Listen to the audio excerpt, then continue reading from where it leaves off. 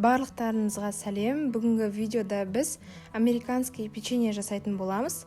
Дайындалу өте оңай және керемет дәмді болып шығады. Сондықтан міндетті түрде жасап көріңіздер, оп-оңай дайындалады. Видеоны соңына дейін қарауды ұмытпаймыз және лайк басып кетіңіздер. Ең бірінші ыдысымызға жұмсақ сары майымызды салып аламыз. Сары май бөлме температурасында тұрған болу керек. Үстінен қантымызды салып, екеуін жақсылап біріктіріп араластырамыз. Менде сары май кішкене қатты болды, сондықтан араластыру қиындау болды. Сіздер кішкене ертіп немесе жұмсартып алыңыздар.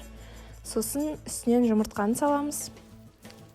3 массамызды біріктіріп араластырамыз. Алдын ала електен өткізілген ұнымызды салып, 1 шай қасық разрыхитель мен 1 шай қасық какао саламыз. Жұмсақ етіп, қамыр болып біріккенге дейін араластырып аламыз.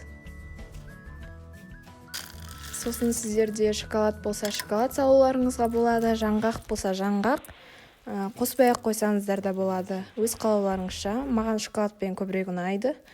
Сосын қолымызды кішкене сулап, шай қасықтың көмегімен осылай пергаментке орналастырып шығамыз. Бұл жайылып піседі, сондықтан араларын алшақ етіңіздер. Менде толық үлкен 24 печенье шықты. Осымен біздің печеньеларымыз дайын.